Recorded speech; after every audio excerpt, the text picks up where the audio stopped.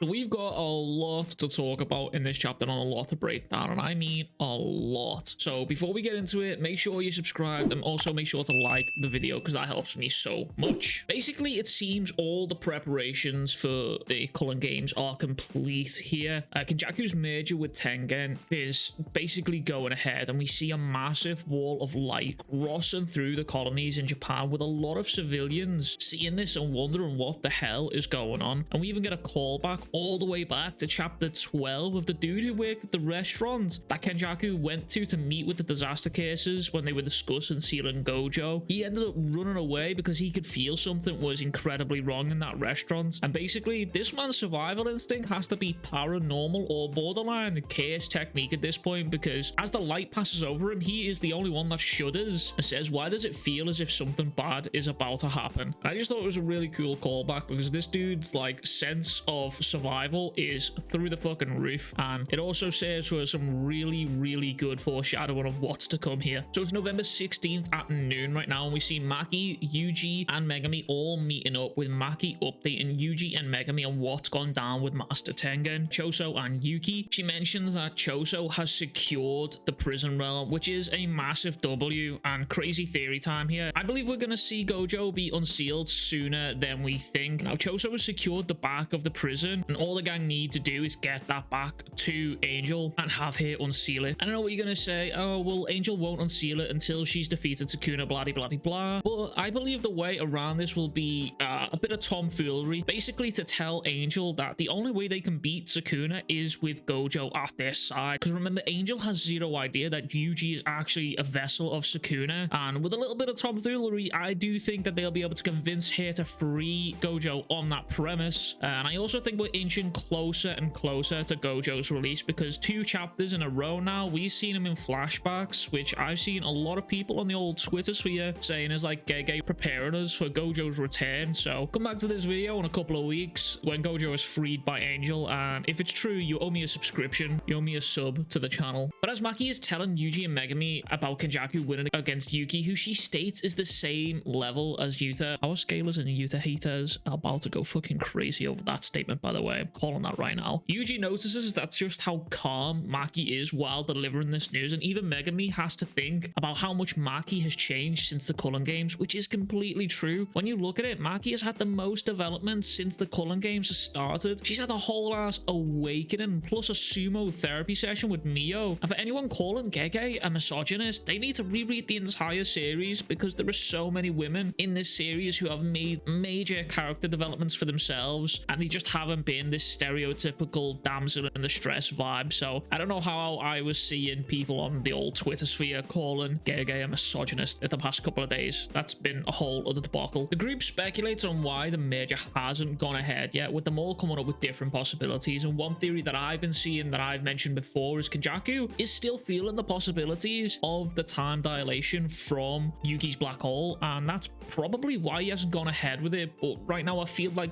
the whole chapter felt like we were walking on very thin ice. Like, it's very tense, and we're all just waiting for it to crack and everything to just blow up right now, because we are literally waiting on that Thanos snap from Kenjaku right now. That's how this whole vibe is feeling. But then the group then go on to decide which rule needs to be added first, and as they're talking about this, Angel mentions how not only can she extinguish chaos techniques, she can also freely move in and out of barriers and also extinguish them due to Angel's technique. And honestly, Angel is becoming more and more useful as the series progresses, and it's looking more and more like she is going to be the major player here in helping the story progress with freeing Gojo and fighting Kenjaku or Sukuna. And I just hope she stays on this side, because going off the last chapter, I do believe that Hana Kurusu is a good person.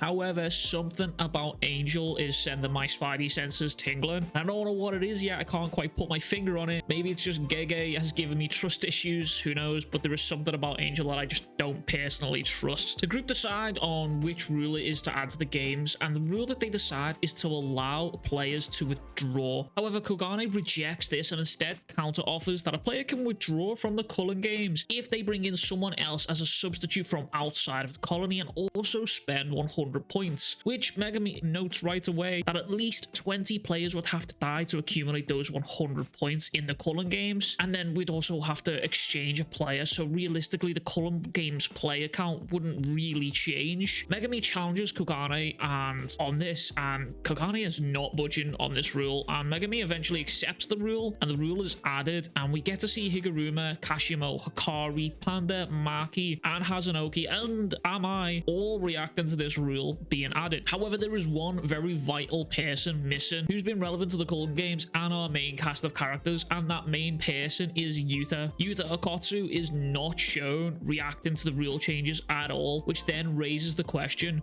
where on earth is Yuta Okotsu, and what on earth is Yuta Okotsu doing while this rule change happened that we didn't get to see him in a panel? And I've seen a few people saying that maybe he made it out of the colony and he's on his way towards Kenjaku. However, this doesn't make sense because he can't leave the barriers, but unless he has somehow gotten his hands on a technique that allows him to move in and out of the barriers, which is a possibility, I suppose we'll just have to wait and see a little longer to find out what he's up to, because Yuta's definitely missing, and I'm going to assume that Gege's done that intentionally. There has to be a reason as to why Yuta isn't there. Megumi then asks Maki to escort Tsumiki to them so that they can have her leave the games, and they plan to replace her with Ichiji. Took me a long time to pronounce that name. I want you to appreciate that. But that's where we get to see our first Gojo flashback.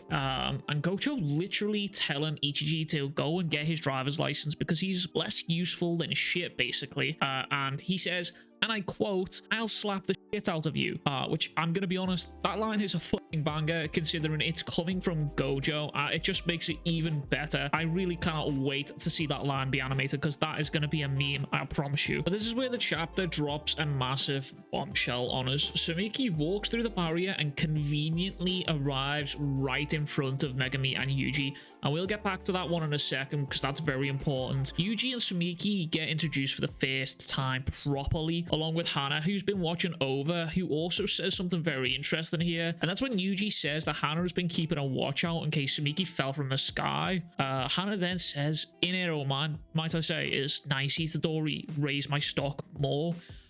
Which I interpreted as Hana saying this in regards to her wanting to get closer to Megumi and sort of strengthen that bond, friendship, maybe even romantic feelings. I'm seeing a few people shipping the old Hana Megumi thing going on right now, because let's not forget, Hana does also have an interest in Megumi for some reason, similar to Sukuna. I also want to point out that two people who are vessels in this series also both have interests in Megumi. Hana has an interest in Megumi, who has the vessel, who is basically the vessel for Angel, and Sukuna has an interest in Megumi, who Yuji is the vessel for. Kind of weird little parallels there. We both have like basically an angel and a devil who have interests in Megumi. Kind of weird. But Megumi tells Tsumiki to add the rule allowing her to withdraw from the Culling games, and instead of doing this, Tsumiki adds a rule to allow people to move freely between the colonies / barriers, and Megumi, looking absolutely horrified, asks Tsumiki, "Who are you really?"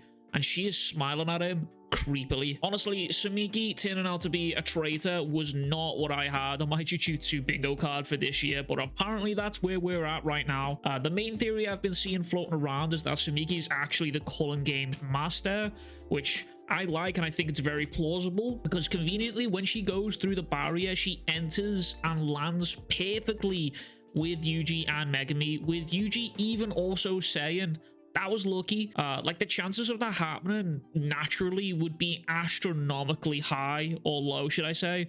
However, if she was the Culling game's master, she would probably be able to manipulate the barrier to land wherever she wants. And as for how she became the Culling game master, the main theory right now is that Kenjaku somewhere has struck a deal with her, either way earlier in the series when she went into the coma, or sometime during her coma, because if you remember, we see Kenjaku leading people in their dreams, basically in what he refers to as the cursed realm. If he can approach people and lead them outside of the Culling games via this method, it's very plausible that he's reached out to Tsumiki, who has a connection to Megumi, who Sukuna is interested in, to strike a deal with her. Or as for the reasonings of why Tsumiki would accept this deal is very unclear and very shaky. I'm not really sure as to why that does, so I would like to hear from you guys about that theory in the comments down below. But this chapter was an absolute banger. I'm feeling more confident about the series ending this year if the chapters continue at this pace. In Gege, we trust truly. But that is everything from me. Make sure if you haven't already to like and subscribe, and let me know what you think of this chapter in the comments down below. And as always, I will catch you guys in the next one. Much love, big kisses. Bye.